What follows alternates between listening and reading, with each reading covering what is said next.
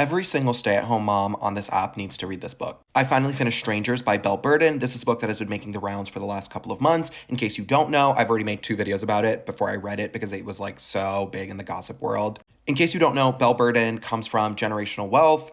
She's descended from the Vanderbilts. Her grandmother was Babe Paley, who was friends with Truman Capote. Her step-grandfather was the head of CBS, and basically 2 years ago, she had a viral Modern Love article where she talked about the fact that in March of 2020, right as the pandemic was starting, her husband walked out, said he never wanted to see her, didn't care about seeing their kids ever again, which was the craziest part of this for me. And on top of that, he was going to take everything and she wasn't allowed to fight it. 5 days before they got married, he changed the prenup to say anything that they bought in their shared name, in their shared married name, he would be allowed to get a profit off of, and he would be allowed to keep every cent that he made. He was a very successful lawyer. They met as lawyers. He was a very successful lawyer who then became like the head of a hedge fund or something. And so he generated hundreds of millions of dollars in the last like 20 years that they were married, and she stopped working, took care of their kids. When she wanted to go back to work and like work at a nonprofit, he said, no, you have to be here for the kids, even though the kids were teenagers. This woman went viral a couple of months ago. Her name is Courtney Gets Fit. You can search her account on here. She talks about the way that stay-at-home mothers get punished in the divorce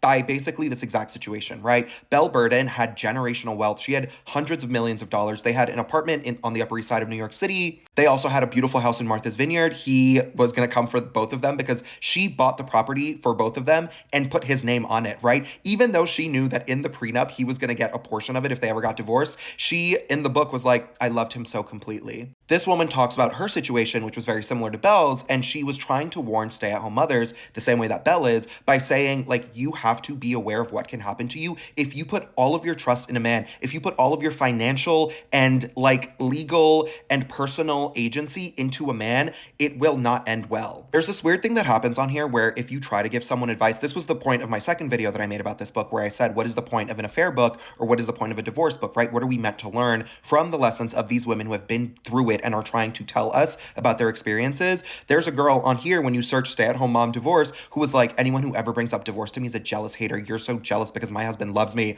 They're divorced now. This book is also a critical examination of the things that women give up in partnership and in marriage. If you follow me, you know that I talk a lot about this, the epidemic of women not having friends, or the epidemic of women like choosing their partners over everything else in their lives, right? Belle Burden acknowledges that she wasn't a great friend, that she wasn't like an amazing person because she was cocooned in the safety of her marriage, right? She sort of thought that she was better than other women and other people because she was like, well, my life is perfect. I have this husband who loves me and we have 3 kids and we have all this money and nothing can ever hurt me. And then, of course, it did. This book is an examination of what it took for her to get her agency back, right? Because she acknowledges that by giving up her financial ability to take care of herself, right? It's not even that he was like paying the bills. She did not know how much money she had. She gave him control of every single thing in her life. She stopped working. She didn't really have friends. She had like 3 friends from when she was a kid because she talks about this a lot in the book. She talks about how shy she was. And at one point it was like, we get it. You're the shyest person who ever lived. But by giving up control of every single thing in her life to a man, it was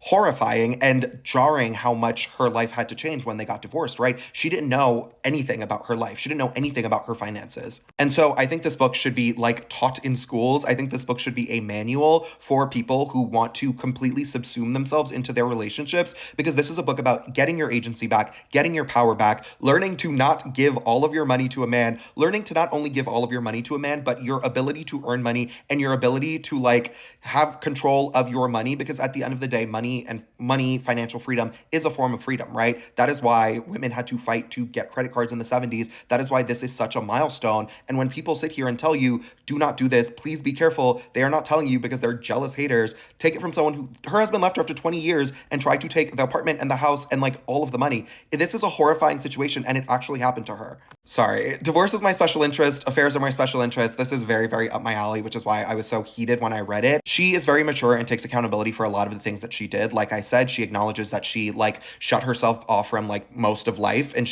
all she cared about was like her husband and her kids. And she said that it really fucked her up because now she's 50 and she has to like learn to do everything over again. But yeah, when people are telling you not to give all your money to a man, not to give financial control to a man, not to give legal control to a man, they are not telling you because they're jealous haters and they're jealous of your love. Because she was like, this is the only thing that I thought about for 20 years. I was obsessed with my husband. Even after he left her, she was like, I dream about him every night. I want him back. And obviously they don't get back together. But like, this is a learning opportunity for a lot of people, and a lot of people need to read this book.